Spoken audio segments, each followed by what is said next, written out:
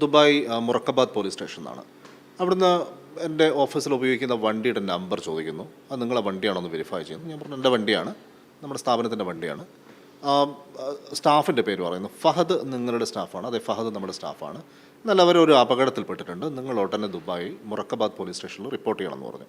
അപ്പം ഞാൻ ഷോക്ക്ഡായി. എന്താണ് സംഭവം എന്നറിയാനായിട്ട് ഞാൻ എൻ്റെ ഫ്രണ്ട്സിനൊക്കെ വിളിച്ചു. അപ്പോൾ സംഭവം ഒരു ആക്സിഡൻറ്റ് ഉണ്ടായിട്ടുണ്ട്. പുലർച്ചെ 3:30-4 മണിക്കാണ് അപകടം നടന്നിരിക്കുന്നത്. ദുബായ് ഷാർജ റോഡിൽ നിന്നാണ് തോന്നുന്നു.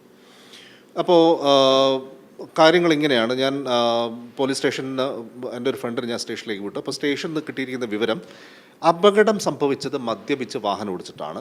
2 പേരുടെയും മരിച്ച, അതിൽ ഈ അപകടത്തിൽ ഒരാൾ കൊല്ലപ്പെട്ടെന്ന് പറഞ്ഞു, തൽക്ഷണം മരിച്ചതാണ്. അപ്പോൾ കൊല്ലപ്പെട്ട ആളും വാഹനം ഓടിച്ചയാളും മദ്യലഹരിയിലാണെന്ന് അപ്പം തന്നെ അവർ പറഞ്ഞു. അപ്പോൾ പരിക്കേറ്റ എൻ്റെ സ്റ്റാഫ് ഫഹദിനെ, ഈ തിരൂർ സ്വദേശിയാണ്, തിരൂർ പാറമലങ്ങാടി സ്വദേശിയാണ്. പുള്ളിനെ റാഷിദ് ഹോസ്പിറ്റലിൽ അഡ്മിറ്റ് ചെയ്തു. അപ്പോൾ റാഷിദ് ഹോസ്പിറ്റലിൽ അഡ്മിറ്റ് ചെയ്തതിന് ശേഷം ഇയാൾ അവിടെ നിന്ന് ആരോടും പറയാതെ മുങ്ങി. ആ മുങ്ങിയതിന് ശേഷമാണ് എന്നെ വളരെ പെട്ടെന്ന് നിങ്ങൾ പോലീസ് സ്റ്റേഷനിൽ റിപ്പോർട്ട് ചെയ്യണം എന്ന തരത്തിൽ പോലീസ് വിളിക്കുന്നത്. പക്ഷേ കുറച്ച് കഴിയുമ്പോഴേക്ക് പോലീസ് അവനെ കണ്ടെത്തി, പൊക്കി, ഹോസ്പിറ്റലിൽ അഡ്മിറ്റ് ആക്കി. അതിനുശേഷം മറ്റ് നിയമ നടപടികളിലേക്ക് കടന്നു. അപ്പോൾ അതങ്ങനെ നടക്കുന്നതിനിടയിൽ, ഈ നിയമ നടപടി നടക്കുന്നതിനിടയിൽ ഏതോ തരത്തിൽ ഇദ്ദേഹം നാട്ടിലേക്ക് രക്ഷപ്പെട്ടു, നാട്ടിലേക്ക് കടന്നു കളഞ്ഞു. കടന്നു കളഞ്ഞത് എങ്ങനെയാണെന്ന് ചോദിച്ചിട്ട് ഞാൻ നിങ്ങൾ എങ്ങനെയാണ് ഇത്തരം ഒരു അപകടം, ഒരാൾ കൊല്ലപ്പെട്ട അപകടം, അത് മദ്യപിച്ച് വാഹനം ഓടിച്ചിട്ടുണ്ടായ അപകടത്തിൽ കൊല്ലപ്പെട്ട ഒരാൾ എങ്ങനെയാണ് നാട്ടിലേക്ക് രക്ഷപ്പെട്ടതെന്ന് ഞാൻ അയാളുടെ അഡ്വക്കേറ്റിനോട് ചോദിച്ചപ്പോൾ അയാൾ പറഞ്ഞു, ഞങ്ങളൊരു കളികളൊക്കെ കളിച്ച് പുള്ളീനെ നാട്ടിലെത്തിച്ചു എന്നാണ്. അത് ഏത് തരത്തിലുള്ള കളിയാണെന്ന് എനിക്കിപ്പോഴും വ്യക്തമായിട്ടില്ല. അപ്പോൾ ഞാനത് വിട്ടു. കാരണം പ്രോസിക്യൂഷൻ ആ കേസ് നടത്തുന്നുണ്ട്. മരിച്ച ആൾക്ക്, കൊല്ലപ്പെട്ട ആൾ ഇയാളുടെ സുഹൃത്താണ്, ഇയാളുടെ ഒപ്പം താമസിക്കുന്ന ഇയാളുടെ സുഹൃത്താണ്. പക്ഷേ ഇതിൻ്റെ ഇടയിൽ മറ്റൊരു ചാപ്റ്റർ ഇൻഷുറൻസ് കമ്പനി ഓപ്പൺ ചെയ്യുന്നുണ്ടായിരുന്നു.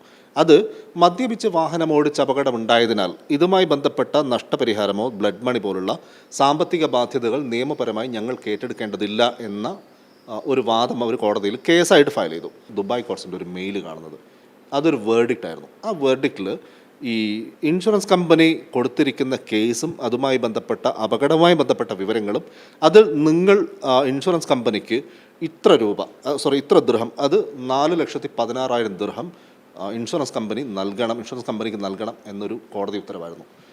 ഇതിൽ ഈ നാട്ടിലേക്ക് രക്ഷപ്പെട്ട ഫഹദ് പക്ഷേ മറ്റെവിടെയോ ജോലി ചെയ്യുന്നുണ്ടെന്നാണ് ഞാൻ അറിഞ്ഞത്. അപ്പോൾ ഈ പണം കണ്ടെത്തുക എന്നുള്ളത്, ആരാണോ അപകടമുണ്ടാക്കിയത് അയാളിൽ നിന്ന് കണ്ടെത്തുക എന്നാണല്ലോ നീതി. അപ്പോൾ ഞാൻ അതിനുള്ള ശ്രമങ്ങളുടെ ഭാഗമായിട്ട് മുഖ്യമന്ത്രിക്ക് ഒരു പരാതി കൊടുത്തു.